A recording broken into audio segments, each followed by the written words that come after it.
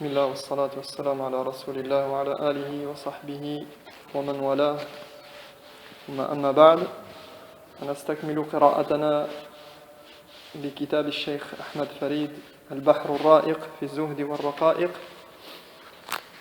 وقد تحدثنا عن ماذا. Donc on continue avec notre livre Al-Bahr al-Ra'iq. Nous sommes dans le 6e cours. De quoi avons-nous parlé, Cheikh Najib, la semaine dernière? Yallah, tafakkar.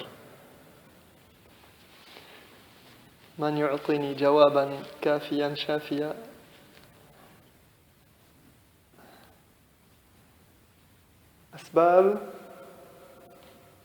الأسباب التي تعينك على ماذا؟ على الإخلاص. أحسنت. طيب. Donc, les moyens de parvenir à la purification de son intention. Comment faire pour être dévoué totalement à Allah subhanahu wa ta'ala? Quels sont les moyens pratiques pour arriver à l'ikhlas? Alors, ça vous rappelle quelque chose, non?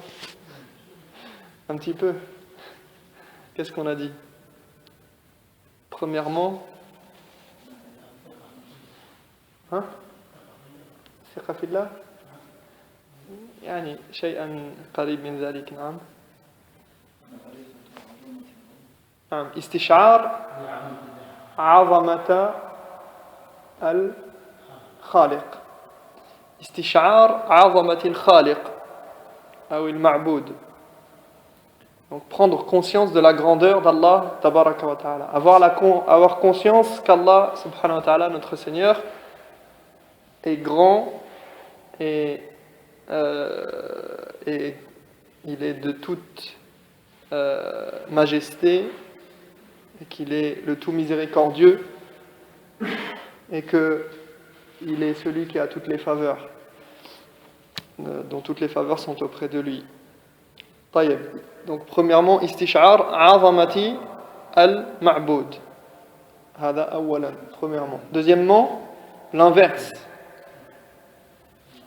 نعم فنا غيره فنا المخلوق. Savoir que les créatures d'Allah sont vulnérables et qu'elles ne peuvent être utiles que dans la mesure où Allah leur permet d'être utiles. Donc il y a un équilibre, il y a un échelon à comprendre et à avoir en tête et à avoir conscience de cette différence entre les genres, entre Allah tabaraka wa ta'ala al-Khaliq et al-Makhlouq, les créatures. D'accord? Ça c'était deuxièmement. Troisièmement, ad-du'a, ahsant. Ad-du'a wal-luju' ila Allah bi-sidq. Donc l'invocation et s'en remettre à Allah, chercher le refuge auprès d'Allah avec sincérité. D'accord? Al-luju' ila Allah wa ad-du'a. Donc l'invocation et s'en remettre à Allah avec sincérité. Ça c'était pour le point 3. Quatrièmement, un point important dans l'ikhlas, c'était quoi? Ahsant. An yakuna laka khabi'atun min al-amal. Faire certaines bonnes actions en secret, cacher ces bonnes actions, faire des bonnes actions en public bien sûr, puisqu'on est amené logiquement à les faire en public, puisqu'on fait salat al-jama'a, on fait l'adhan, on fait tous nos actes qui sont faits souvent en public, mais avoir des bonnes actions que l'on cache, qui sont faites seulement entre nous et notre Seigneur. An yakuna laka khabi'atun min al-amal. Min al-amal as-salih. Donc ça c'était quatrièmement. Cinquièmement, an ta'rifa fada'il al-a'mal. Que tu aies connaissance des récompenses qu'il y a derrière les actes.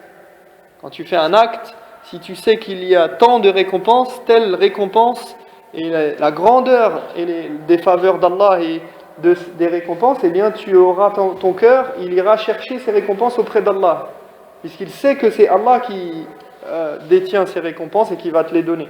Donc, logiquement, tu t'orientes vers Allah de ton cœur entièrement, plus tu vas connaître les récompenses qu'il y a derrière les actes et les grandes récompenses. Car les récompenses derrière les actes, ce ne sont pas des récompenses mondaines en général, même si elles peuvent être mondaines, mais ce sont des récompenses de l'akhirah.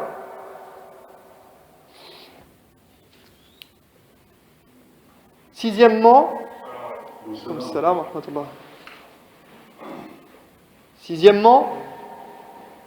al-istikthar min al-amal as-salih.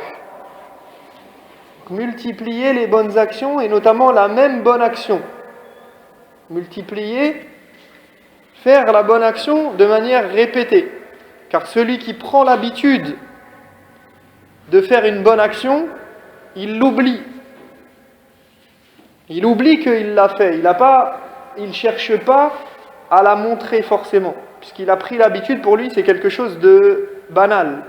C'est devenu quelque chose de son quotidien. Il ne va pas avoir envie d'en parler ou de rechercher quelque chose d'autre qu'Allah subhanahu wa ta'ala derrière cet acte. Ou en tout cas, moins. Donc, ça c'était pour al-asbab allati tu'inuka ala al-ikhlas, ala tahqiq al-ikhlas. طيب فننتقل إلى شيء آخر أو يعني في سياق الكلام عن الإخلاص والنية فيقول حقيقة النية. On passe maintenant à la nature même de l'intention. La nature de l'intention. Qu'est-ce que l'intention? Que veut dire l'intention? On a parlé de l'importance de purifier son intention, mais maintenant, quelle est cette intention et comment peut-on s'en servir à notre avantage? Donc, le cheikh parle maintenant de l'intention elle-même. Il nous dit, يقول ليست النية هي قولك نويت. ليس قولا بل هي انبعاث القلب يجري مجرى الفتوح من الله فهو عمل قلبي وليست عمل قولي. L'intention n'est pas de dire j'ai l'intention de. Il nous dit l'intention, la nature même de l'intention, ce n'est pas de dire, de prononcer une parole, de prononcer quelque chose en disant j'ai l'intention de faire quelque chose. L'exemple que l'on connaît tous, c'est as-salat. Certaines personnes ont pris l'habitude de dire avant de faire la salat, nawaitu an usalli salat al-dhuhr 4 rak'at lillah khalisan. D'accord? J'ai l'intention de faire la salat telle d'un cœur sincère en 4 unités de prière, etc. À côté de Fulan, avec Illan, et après on va aller manger. Non, on n'a pas besoin de dire j'ai l'intention de faire quelque chose. L'intention c'est un acte du cœur et la langue n'a rien à voir là-dedans. La langue elle n'a pas besoin. Quand j'ai l'intention, quand tu as l'intention d'appeler quelqu'un avec ton téléphone, tu ne te dis pas j'ai l'intention d'appeler Fulan. Tu prends ton téléphone, allô, tu appelles. Quand tu as l'intention de te lever, tu te lèves. Tu n'as pas besoin de dire j'ai l'intention de.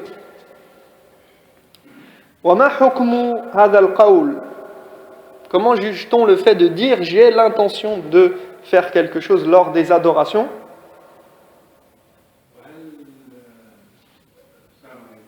C'est comme ça maintenant.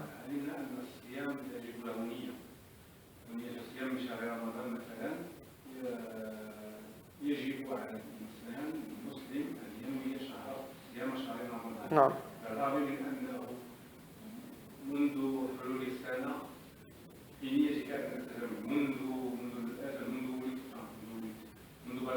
بلغت سن الرشد أنت تنوي أنك سوف تصوم شهر رمضان طيلة العام.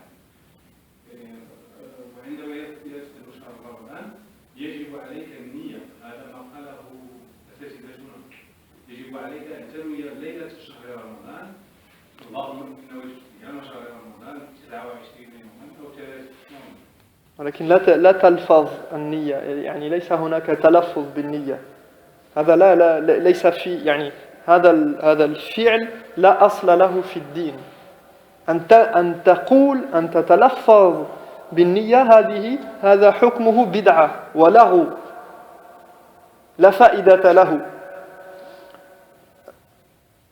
Donc la question c'est de savoir si lorsque on fait le mois de Ramadan, lorsqu'on jeûne, est-ce que on doit avoir la niyya, on doit avoir l'intention effectivement lors du jeûne pendant le mois de Ramadan. D'ailleurs, il y a une divergence chez les ulama sur est-ce que la niyya, elle commence, l'intention de jeûner le mois de Ramadan, elle suffit pour une fois pour tout le mois, ou bien elle doit se renouveler et se répéter chaque nuit. D'accord, ça c'est un khilaf mashhour, c'est une divergence qui est connue chez les ulama, chez les fuqaha, sur cette question. Maintenant, peu importe, sans rentrer dans les détails de cette question, ce qui nous importe, c'est déjà premièrement que prononcer, dire « j'ai l'intention de faire cette chose-là », ça n'a pas de base dans la religion. Et c'est considéré comme une innovation religieuse et c'est considéré comme une parole futile qui ne sert à rien. Au point que quelqu'un qui fait salat, la preuve c'est que les fuqaha ils considèrent que quelqu'un qui fait salat et qui dit j'ai l'intention de faire salat al-asr, il dit j'ai l'intention de faire salat al-asr, mais en fait il prie salat dhuhr, et dans son intention c'est de prier salat dhuhr, donc il s'est trompé dans sa prononciation, il a prononcé quelque chose qui n'est pas cohérent avec son intention, sa salat elle est bonne. Donc même s'il a l'intention de faire salat dhuhr, qu'il prie salat dhuhr, mais qu'il dit nawaitu salat al-asr, fa salatuhu sahiha. D'accord? Sa prière elle est valide même s'il a prononcé quelque chose de faux. Donc pourquoi? Parce que al-niyya mahalluha al-qalb. وما هي النية بالنسبة إلى الصيام ورمضان؟ كل فعل تفعله يدل على أنك عزمت على الصيام فهو يعني يعتبر نية. يعني المنبه، القيام للسحور، التراويح، مجيئك للتراويح هذا يعتبر نية للصيام فهذا يكفيك. Donc tout ce qu'on fait qui indique notre intention et notre volonté de faire le jeûne, ça suffit, on n'a pas besoin de réfléchir comme ça et de se dire j'ai l'intention de faire le jeûne de Ramadan, etc. Non, le simple fait de venir à la prière de Tarawih, le simple fait de mettre le réveil, de se lever pour manger, mais même si on n'a pas mangé, même si tu ne t'es pas levé pour manger, mais que dans ton cœur, il y a cette intention de faire le jeûne. D'ailleurs, même l'intention suffit pour rompre le jeûne. Celui qui ne trouve pas de quoi manger, simplement son intention de sortir du jeûne, elle suffit pour faire que, bien sûr, la sunna, c'est de prendre quelque chose pour rompre le plus tôt possible, mais l'intention simple de rompre le jeûne, l'intention pure, suffit pour rompre le jeûne. C'est un acte qui permet de rompre le jeûne. Donc l'intention c'est le cœur, c'est pas de prononcer une parole. Et il ne faut pas confondre, parce que certains se méprennent et confondent entre at-talbiya fil hajj wa an-niyya. Fa-at-talbiya shay wa an-niyyatu shay akhar. Donc la talbiya, la réponse à l'appel d'Allah lorsqu'on va faire le pèlerinage ou la umrah et qu'on dit labbaik Allahumma hajjan, labbaik Allahumma umratan, etc. Ce qu'on prononce, ce n'est pas la niyya que l'on prononce. C'est ce qu'on appelle talbiya. Et talbiya, c'est simplement pour énoncer la formule, comme le prophète sallallahu alayhi wa sallam le faisait, énoncer le choix que l'on fait entre les différents rites Et c'est une réponse à l'appel d'Allah, car il nous a appelés à faire le pèlerinage. C'est pour rentrer dans le nusuk. Non. Mais la niya, elle fait rentrer dans le nusuk. C'est juste pour préciser l'acte que l'on fait, que l'on choisit entre les deux, et c'est une manière de clamer notre soumission et notre abandon à Allah subhanahu wa ta'ala dans ce pèlerinage. Et qui marque le début de ce qu'on va réciter justement tout au long des manasik, des rites du pèlerinage. Et on va dire labbaik Allahumma labbaik régulièrement. Donc c'est pas une niya. D'accord? C'est comme si on disait que pendant la salat on dit takbiratul ihram, Allahu akbar. C'est la même chose, c'est au même niveau. D'ailleurs on rentre en sacralisation, en état d'ihram. Et on appelle ça dans la salat takbiratu al-ihram. Donc al-ihram, c'est-à-dire qu'on se met en sacralisation. On est passé d'un monde à un autre. On est passé du monde où tout nous est permis, entre guillemets, où toutes les choses licites nous sont permises, à un monde, à un autre état, si vous voulez, où on n'a plus le droit de manger, on n'a plus le droit de boire, on n'a plus le droit de faire tel ou tel acte. Donc dans la salat, on n'a plus le droit de faire ces choses-là. Dans le pèlerinage, on n'a plus le droit de faire certaines choses aussi, de se parfumer, de s'habiller d'une certaine manière, etc. D'avoir des relations avec les épouses. Donc, lorsqu'on prononce Allahu Akbar, donc pour rentrer dans la prière, maintenant on avait la niya, et la niya elle vient avant ou en même temps qu'on fait takbiratul ihram. Et bien la même chose pour la talbiya. Donc il ne faut pas confondre entre la talbiya et la niya. Donc la base c'est que la niya c'est un acte du cœur. Maintenant une seule exception où on peut éventuellement prononcer entre guillemets quelque chose qui s'apparente à ce qu'on va faire, c'est la personne qui a des wasawis, qui a des problèmes avec les actes et qui est tout le temps en train de se dire qu'est-ce que je fais, j'ai fait ci, je vais faire ça, et tout ça, éventuellement elle pourrait à un moment donné, pour se recadrer, dire je vais faire tel acte, parce qu'elle a elle a des idées qui lui passent par la tête, qui lui traversent l'esprit, qui viennent de Shaitan et qui la détournent de ses adorations. Mais c'est un cas exceptionnel, et c'est juste parce qu'elle est sujette à des hésitations et elle ne sait pas trop où elle en est. Donc il nous dit, l'intention n'est pas de dire j'ai l'intention de, mais c'est un élan du cœur. C'est un élan du cœur comme une inspiration provenant d'Allah. Et ici il parle de l'intention dans le sens de l'envie de faire quelque chose, et de faire un acte, et de faire le bien. Et peut-être que, Allahu A'lam, on peut le prendre dans le sens où il parle des actes surérogatoires spécifiquement. Parce que pour ce qui est des obligations religieuses, même si l'intention, la volonté de faire ces actes, ça provient d'Allah, tu n'attends pas sagement que l'illumination te vienne et que tu aies envie de la faire. Dès que les conditions sont réunies pour accomplir l'obligation, tu dois la faire. C'est l'heure de la salat, tu n'attends pas que ah ya Allah, donne-moi alhimni ar-rushd wa alhimni niyya. Non, c'est l'heure de la salat, je fais la salat. Mais donc ça c'est pour les actes obligatoires. Mais maintenant, pour faire le bien en général, et effectivement ça rentre dedans le fait de faire les obligations. هذا انبعاث القلب وهذا فتح من الله.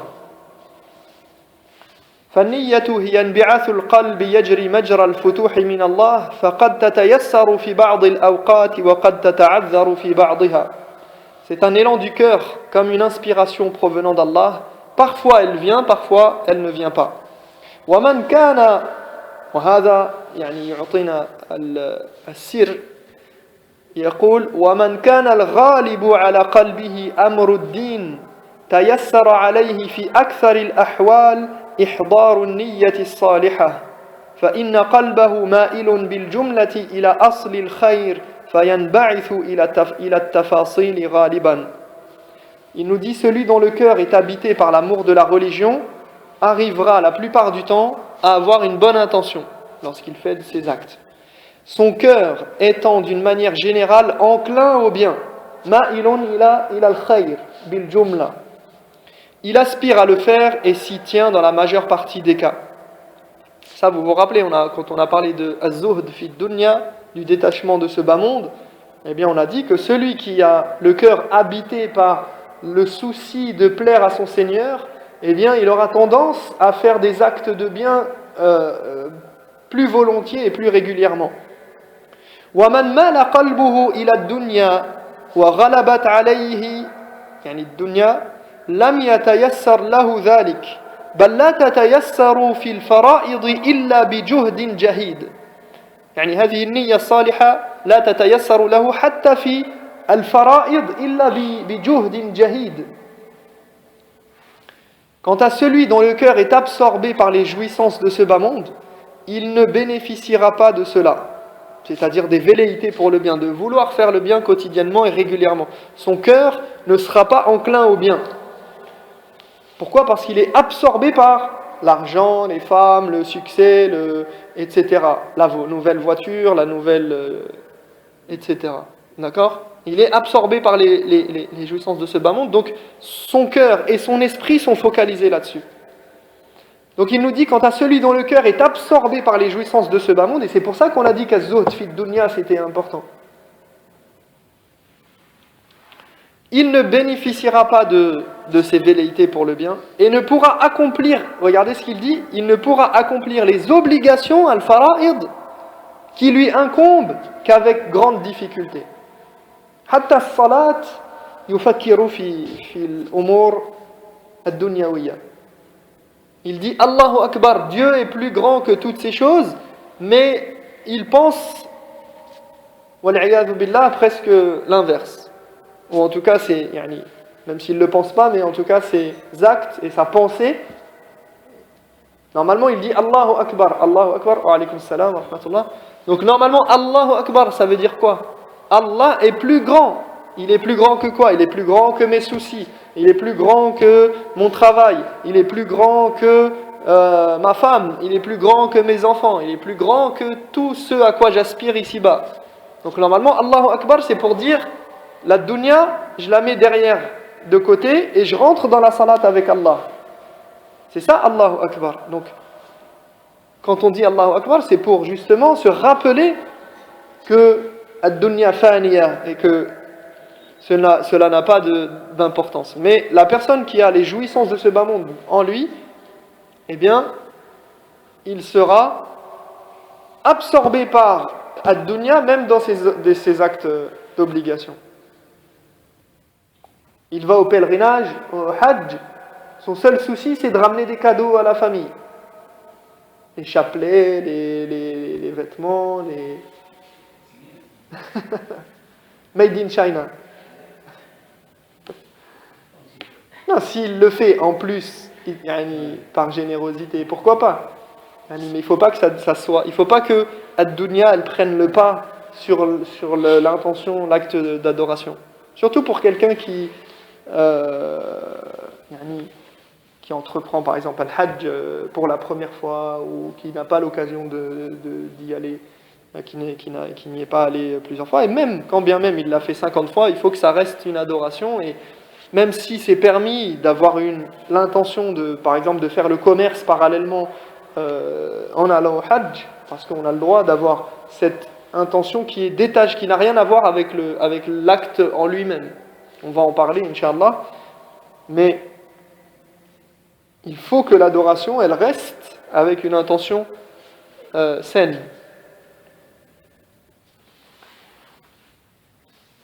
Donc on a dit, d'un côté, on a celui qui est habité par la religion.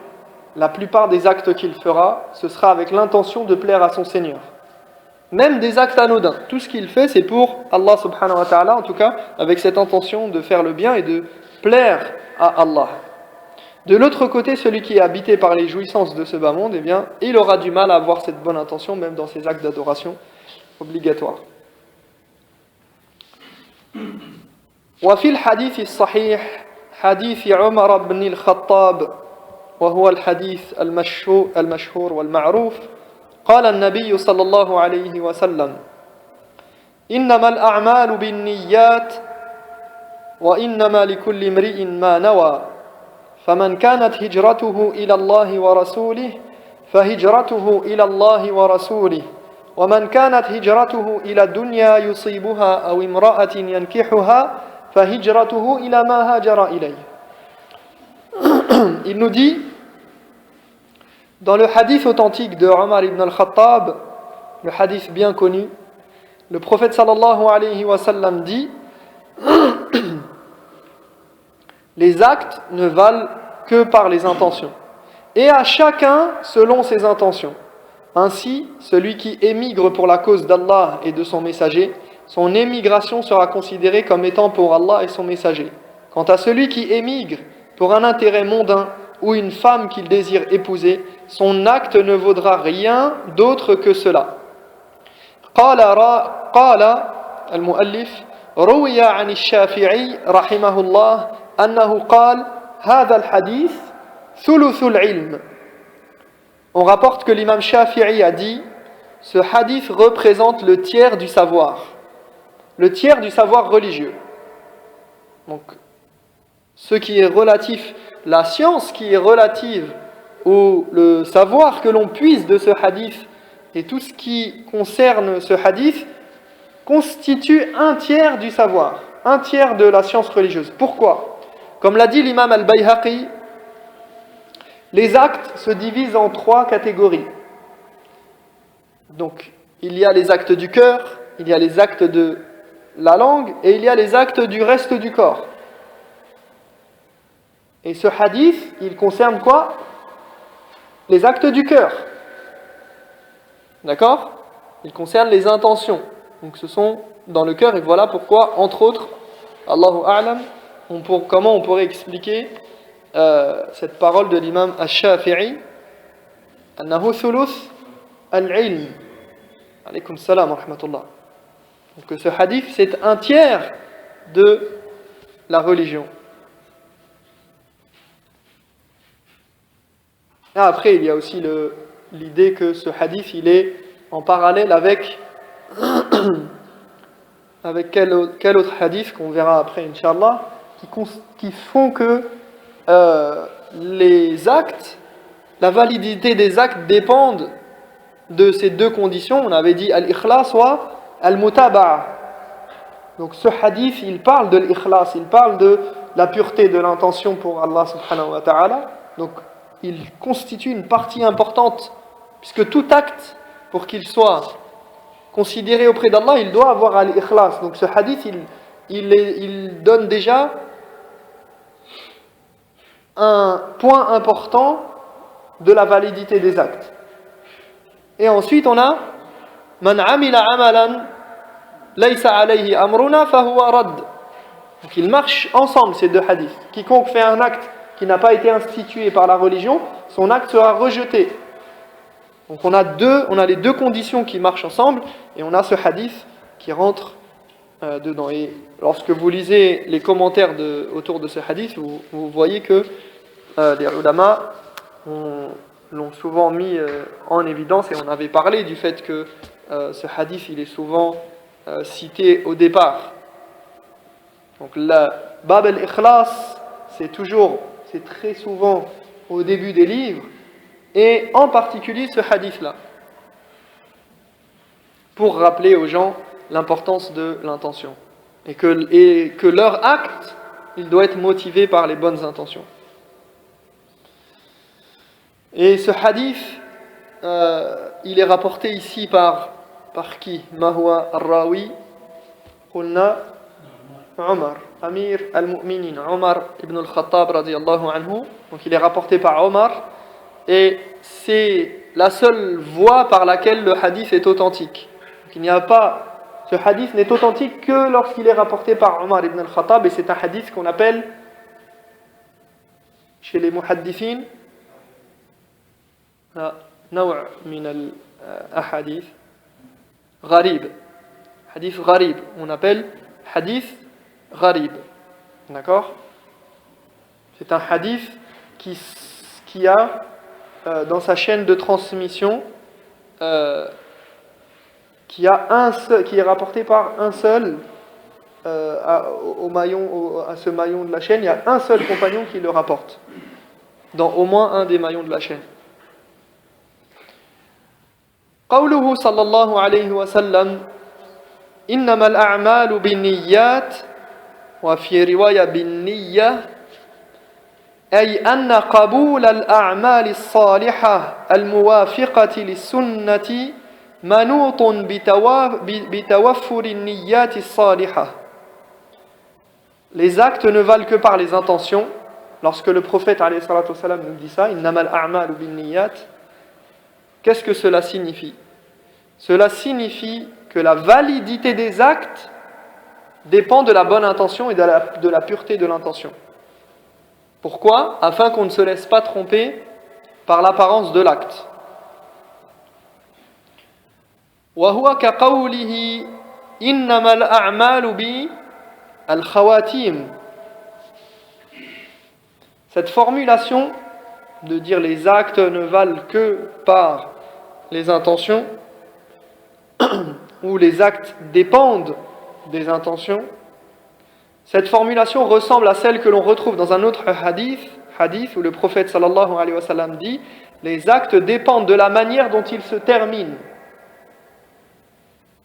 فهذه قاعدة من قواعد الشرع الحنيف. Cette règle est une règle fondamentale de notre religion.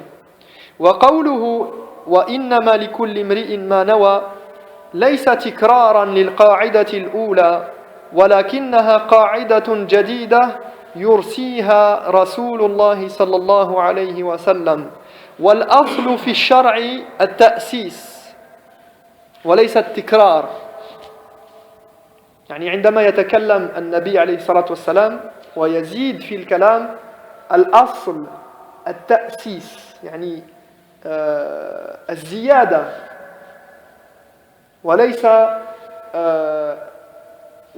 ليس كلاما فارغا وليس ليس للتكرار ولكن التأسيس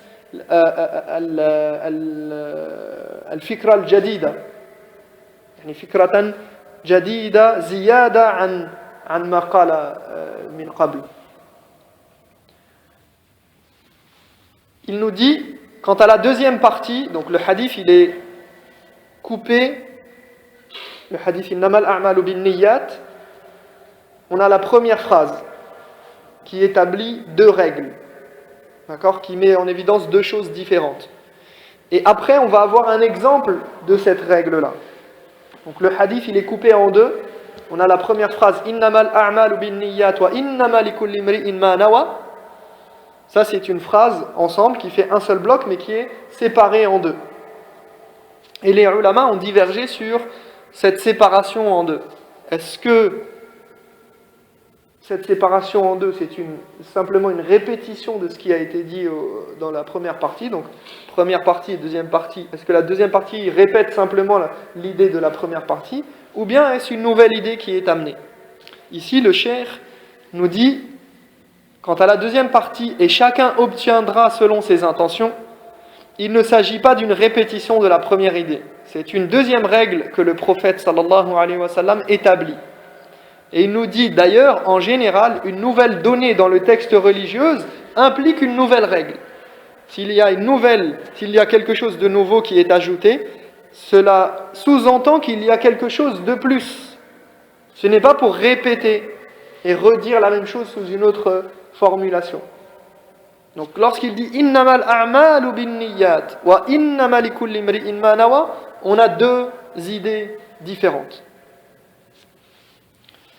والمعنى يعني في قوله إنما لكل امرئ ما نوى أن ثواب العامل على عمله يكون بمقدار النيات الصالحة التي يجمعها في العمل الواحد. Cette nouvelle phrase, nous dit-il, signifie que la quantité de récompense pour un acte donné dépend du nombre d'intentions différentes qu'il y a derrière cet acte. Après, on va expliquer, Inch'Allah.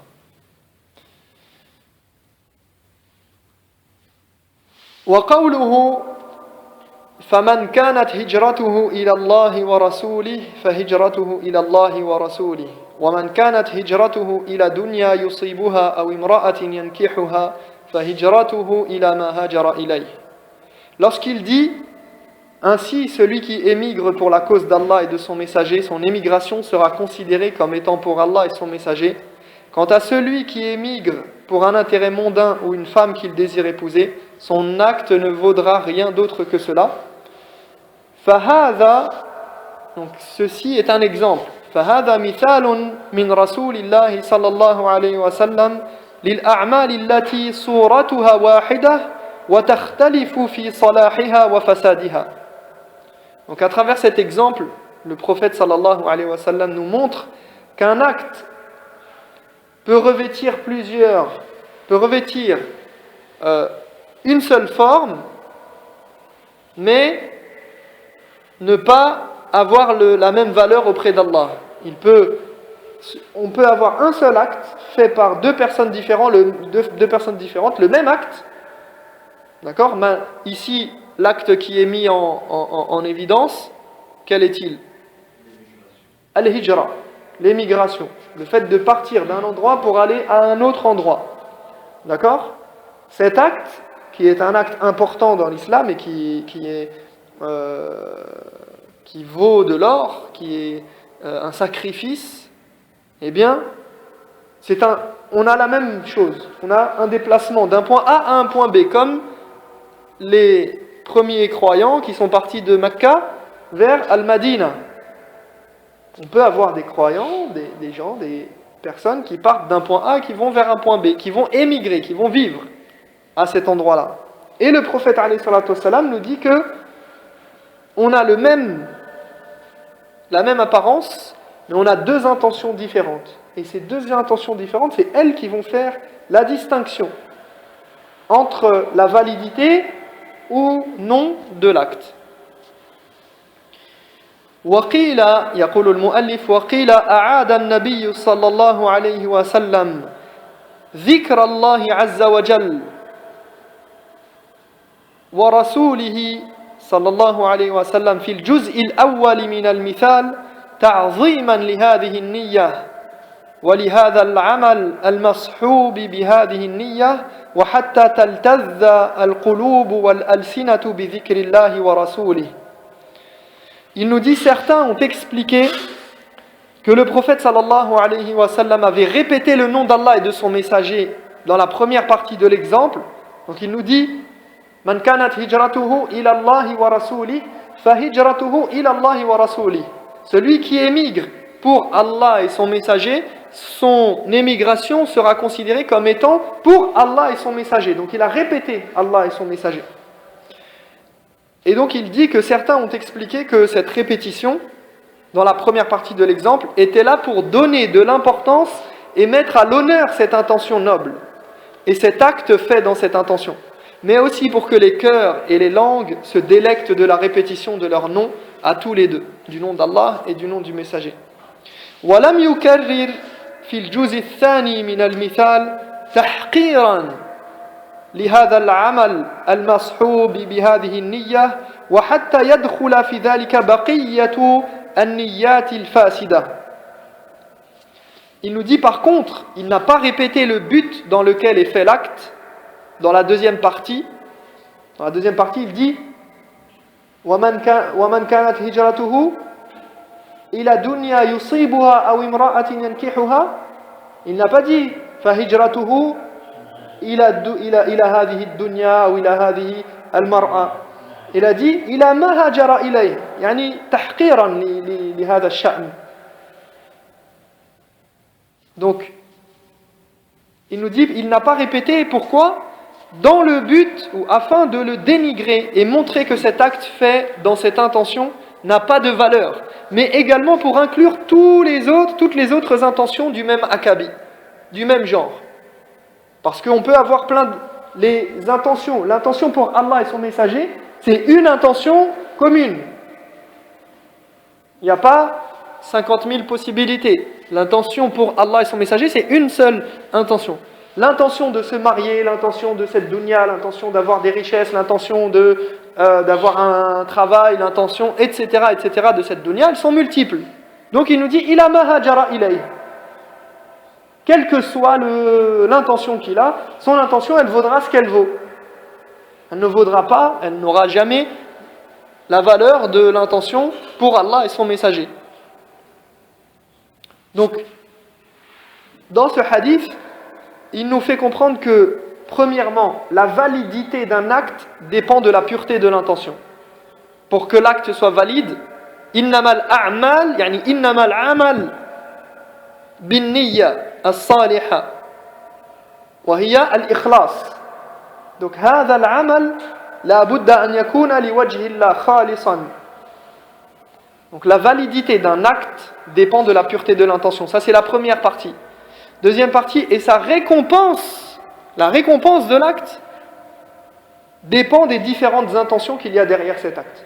On a d'un côté la validité de l'acte, et de l'autre, les récompenses. Est-ce qu'il est valide? Innamal a'malu binniyat. Qu'est-ce que chaque personne retire de chaque acte?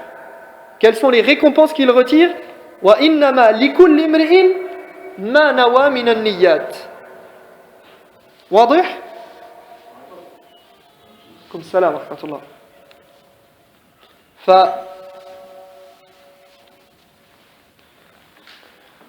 وإنما لكل امرئ ما نوى يعني الأجر على قدر النية فإنسان ينوي بعمل واحد نوايا كثيرة فتزداد درجة ثواب هذا العمل. Donc le nombre de récompenses va dépendre des intentions qu'il y a derrière l'acte. إنما الأعمال بالنيات وإنما لكل امرئ ما نوى فالإنسان يأخذ الأجر على قدر النية والعمل يقبل بالنية فهذين الاثنين هذا معنى وهذا معنى آخر. Donc l'acte ne peut être valide qu'avec la bonne intention, ça c'est la première partie, et la récompense que l'on obtient en fonction des différentes intentions.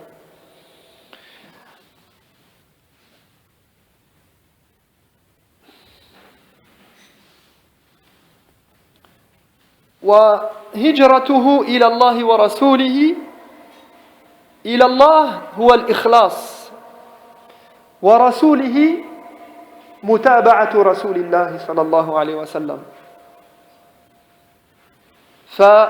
ورسوله الذي هو لوازم العمل يعني يلزم الإخلاص أو من الإخلاص متابعة الرسول صلى الله عليه وسلم. Donc l'émigration, quand il nous dit, regardez c'est important, il nous dit l'émigration vers Allah, mais pas seulement vers son prophète. Pourtant, l'intention de l'adoration, c'est pour Allah, n'est-ce pas? On a dit qu'on n'a pas le droit de faire que l'ikhlas, c'était tajridul qasd. D'accord? Lillah min ash-shawa'ib kulliha. Donc l'intention pure, c'est d'orienter son acte pour Allah subhanahu wa ta'ala et enlever de l'intention toutes choses qui peuvent l'entacher. Et parmi ces choses-là, le fait de s'orienter vers le prophète alayhi salatu wassalam, puisque le prophète n'a pas le droit à l'adoration. On n'a pas le droit d'adorer le prophète, de lui donner quelque chose quelconque qui est en lien avec Allah subhanahu wa ta'ala, avec les caractéristiques spécifiques d'Allah. Même si c'est le prophète, même si c'est les anges, même si c'est donc le prophète alayhi salatu wassalam, la plus noble des créatures sur terre, eh bien, il n'a pas le droit de participer, il n'a pas le droit à une part de l'adoration des serviteurs. Allah seul. Mais pourtant, il dit la hijra vers Allah et son prophète. Donc, Allah, ça symbolise al-ikhlas, la pureté de l'intention. Wa ila rasoul, ça symbolise le fait de faire l'acte conformément à cette intention et conformément à la sunna du prophète alayhi salatu wassalam. Donc c'est aussi un rapport entre l'intention et l'acte, un rapport entre la pureté de l'intention et la conformité de l'acte. Il y a toujours ce rapport entre l'intérieur et l'extérieur. Cet intérieur qui est pur il doit s'exprimer de manière pure dans les actes. C'est pas parce que j'ai une bonne intention pure pour Allah que j'ai le droit de faire n'importe quoi dans les actes. Et à l'inverse, ce n'est pas parce que je fais quelque chose de bien en apparence dans l'acte que mon intention doit être entachée d'un quelconque vice ou d'un quelconque défaut. Donc l'intention pure, وهذا من لوازم الإخلاص والتوحيد المتابعة. Suivre le prophète alayhi salatu wassalam, c'est ce qu'exige le monothéisme.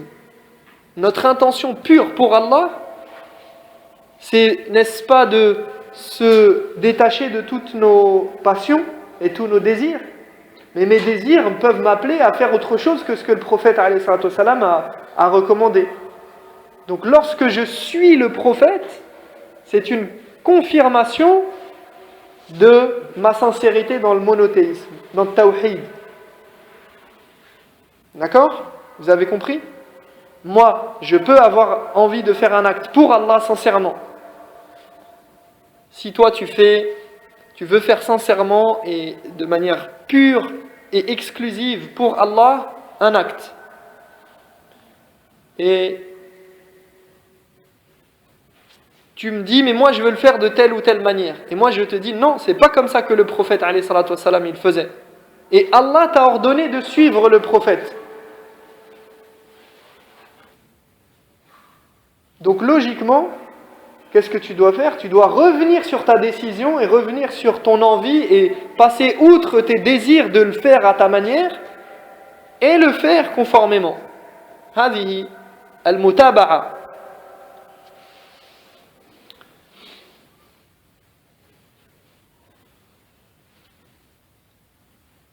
Donc celui qui émigre pour ce bas monde ou une femme, son émigration sera considérée comme telle, ni plus ni moins. Et toutes les autres raisons entachent la pureté de l'intention et donc la personne n'obtient aucune récompense d'Allah. يقول والنية الصالحة لا تغير المعاصي. هذا انتقل إلى فكرة أخرى. والنية الصالحة لا تغير المعاصي عن مواضعها فلا ينبغي أن يفهم الجاهل ذلك من عموم قوله إنما الأعمال بالنيات فيظن أن المعصية تصير طاعة بالنية. يعني لا تظن أن قول النبي صلى الله عليه وسلم إنما الأعمال بعمومها يعني كل عمل أيا كان هذا العمل بالنية يعني ولو فعلت معصية فبحسب النية فأنت تفعل معصية وذنب وتقصد نية صالحة مثلا فهذا يقول لك أنه لا ينبغي أن يفهم ذلك من قوله إنما الأعمال بالنيات. Alors il nous dit la bonne intention ne peut pas changer un péché en bonne action. Quand le prophète sallallahu alayhi wa sallam dit que les actes d'une manière générale ne valent que par les intentions, cela ne signifie pas, comme pourrait le croire un ignorant, que le péché peut se transformer en acte d'obéissance juste par l'intention. فالطاعة تنقلب معصية بالنية. الطاعة تنقلب معصية بالنية الفاسدة. والمعصية لا تنقلب طاعة بالنية. Donc, l'acte d'adoration, l'acte d'obéissance à Allah, peut être corrompu par une mauvaise intention. J'ai l'intention de faire une aumône, d'aider quelqu'un, mais juste pour éviter un blâme, pour éviter un problème, juste pour avoir un profit, et non pas pour Allah. Eh bien cette mauvaise intention, elle fait que cet acte qui pourrait être un bien et qui pourrait être une adoration, eh bien il peut se transformer en péché. D'accord ? Et notamment quand on est dans l'adoration pure, c'est-à-dire que lorsqu'on est dans la salate par exemple, eh bien je fais la salate pas pour la bonne raison, eh bien cet acte il se transforme en péché. Maintenant, l'inverse, si je fais un péché ne peut pas se transformer en bonne action en lui-même. Le péché en lui-même, l'acte que je fais, quelle que soit ma bonne intention, je ne pourrai pas le transformer en bonne action. Ça reste un péché. Comme salam, rahmatullah. Chez nous, Robin des Bois, c'est pas quelqu'un de salih. Tu ne voles pas pour donner aux pauvres, puisque voler c'est haram, ça ne fait pas une bonne action. D'accord ? Voler, c'est une mauvaise action. Si tu voles avec une bonne intention, ça reste un péché. Même si tu as une bonne intention. Wallahi, c'était pour ma mère, miskina, elle a besoin d'argent. Je voulais des birr al-walidain. Là.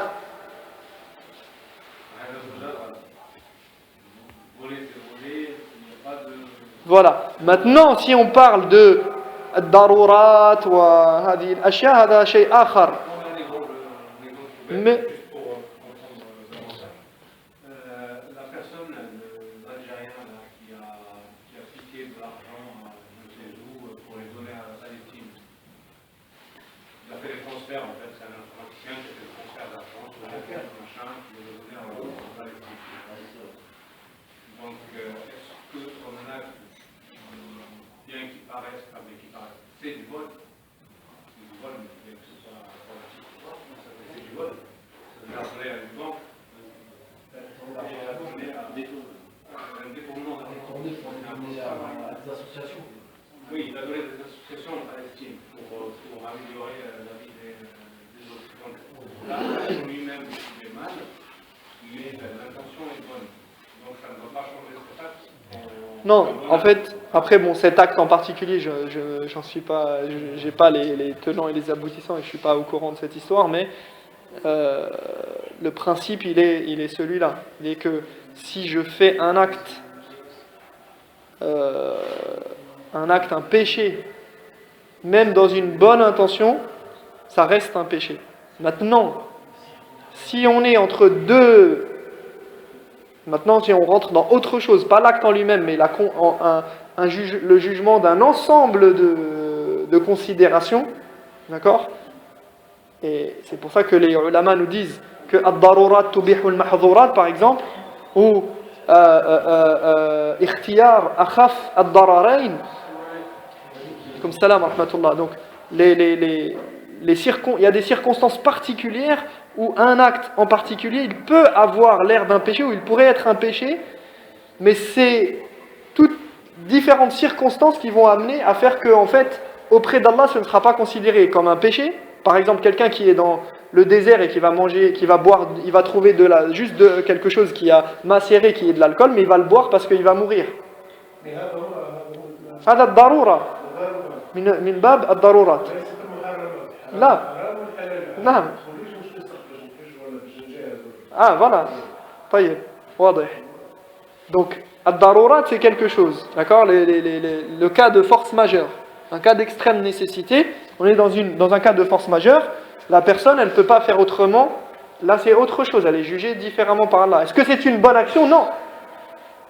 C'est pas considéré quand même comme une bonne action. Mais c'est pas considéré comme un péché aux yeux d'Allah. Donc, dans un cas d'extrême nécessité.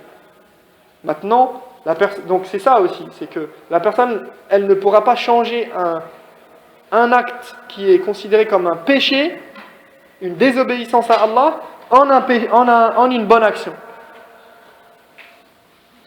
Donc la mauvaise intention peut transformer l'adoration en péché. Par contre, la bonne intention ne peut en aucun cas transformer le péché en adoration. Innamal a'malu binniyat. هذا يخص من أقسام العمل الثلاثة الطاعات والمباحات دون المعاصي. هذا يقوله المؤلف. إنما الأعمال بالنيات يخص من أقسام العمل الثلاثة الطاعات والمباحات دون المعاصي. Donc il nous dit les actes ne valent que par les intentions, concerne en fait spécifiquement les trois catégories d'actes que sont les actes d'obéissance et les actes du quotidien qui sont permis, et cela ne concerne pas les péchés. سؤال لماذا قال من أقسام العمل الثلاثة ولم يذكر إلا اثنين من أقسام العمل الثلاثة الطاعات والمباحات دون المعاصي. Donc la question, il nous dit les trois catégories. Donc les actes ne valent que par les intentions. Il nous dit cela concerne les trois catégories d'actes que sont les actes d'obéissance et les actes du quotidien qui sont permis, et cela ne concerne pas les péchés. Pourquoi il nous dit trois et il n'en mentionne que deux? Parce qu'il est droit.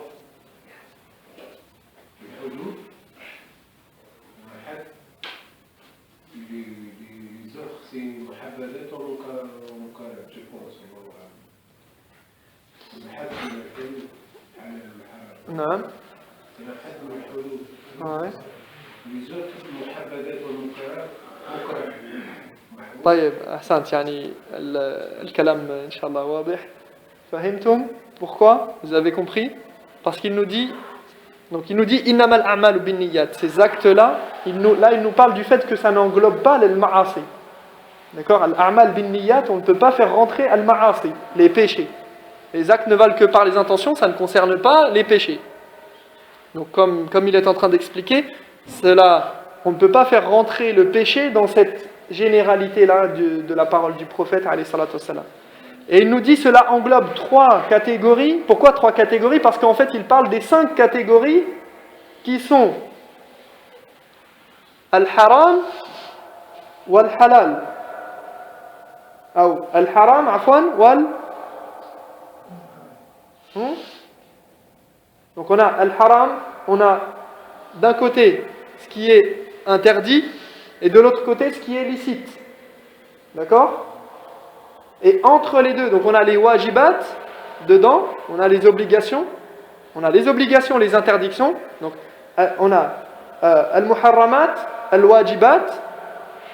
Ensuite on a al-makruhat, ma huwa makruh, al-mustahabbat wal-mubah. On a les choses interdites, les choses obligatoires. On a obligatoire et interdit. D'accord? Ça fait 2 catégories. Ok?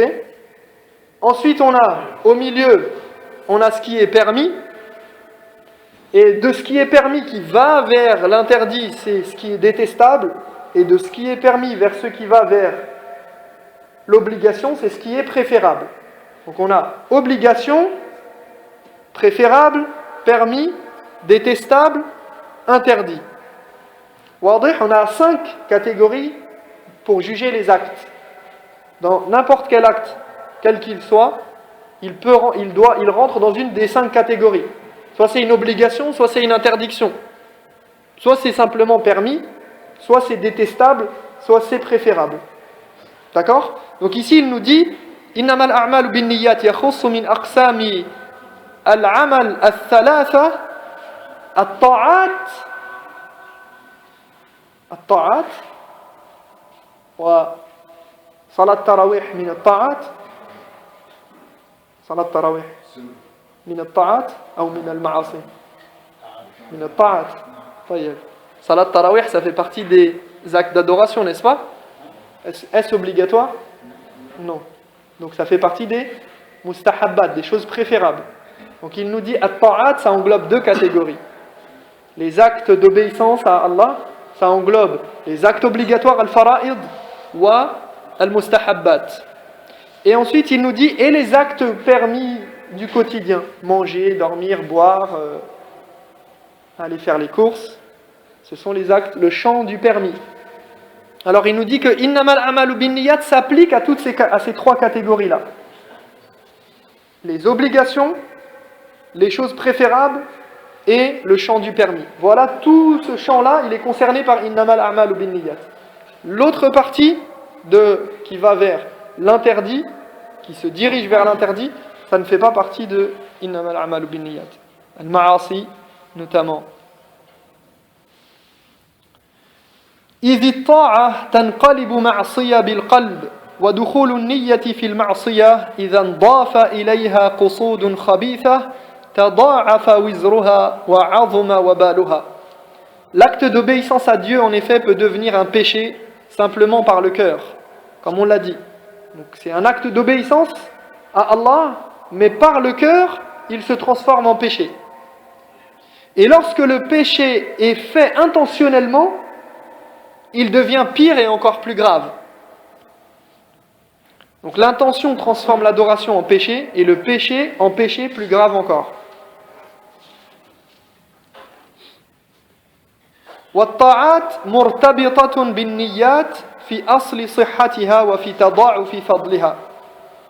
Les actes sont liés aux intentions au niveau de leur valeur et de la qualité de récompense qui en découle. Donc la validité d'un acte dépend de la pureté de l'intention et sa récompense dépend des différentes intentions. C'est une autre manière de formuler le hadith où le prophète alayhi salatu wassalam nous dit innamal a'malu binniyat wa innamal likulli imri'in ma nawa. Ici il nous dit at-ta'at murtabitatun binniyat fi asli sihhatiha هذا الإخلاص الأصل أصل صحة العمل والطاعات وفي تضاعف فضلها. Les actes sont liés aux intentions à deux niveaux, au niveau de leur valeur et au niveau de la quantité de récompense qui en découle.